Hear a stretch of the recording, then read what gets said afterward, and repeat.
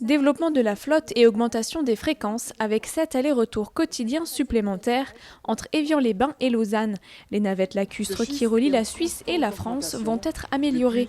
L'accord établit une répartition du déficit d'exploitation qui s'élève à 4 millions de francs. Cette convention, elle ancre maintenant durablement le principe d'un financement de la CGN paritaire, à savoir 50% du côté français, 50% du côté suisse, le déficit d'exploitation.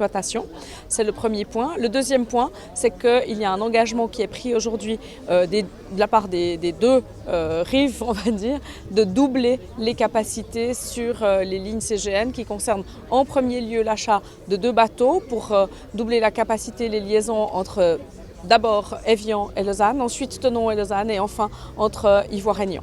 Près de 2500 voyageurs empruntent quotidiennement les liaisons lacustres frontalières, soit plus d'1 million de personnes par an.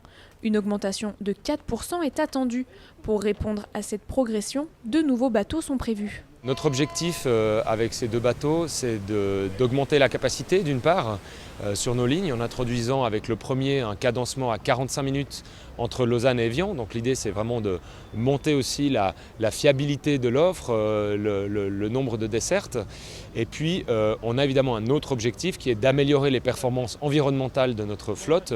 Aujourd'hui on a une flotte qui est relativement ancienne, c'est des bateaux qui ont été construits avant les années 90.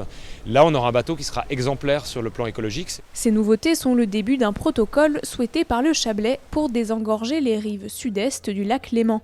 La prochaine étape avec la réhabilitation d'une ligne de chemin de fer. Nous travaillons aussi sur des études pour la réouverture de cette ligne du Tonkin, dite du Tonkin, qui est le RER Sud-Léman, le Évian-Saint-Gingolph, tout simplement puisque nous n'avons qu'une route pour aller en Suisse, sur le canton du Valais, qui est la route de Saint-Gingolph, qui est malheureusement accidentogène, qui est parfois coupée puisque nous avons des problèmes d'éboulement de falaises et les gens sont obligés de passer par Châtel. Donc il faut trouver une alternative à cette route. Donc une des alternatives, c'est la réouverture du train, passager uniquement, je tiens vraiment à préciser, pas de fret, que du passager.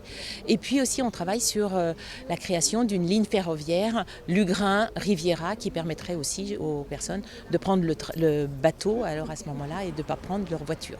En parallèle, d'importants travaux vont permettre de faciliter l'accès aux embarcadères, avec notamment la création de parkings et de pistes cyclables.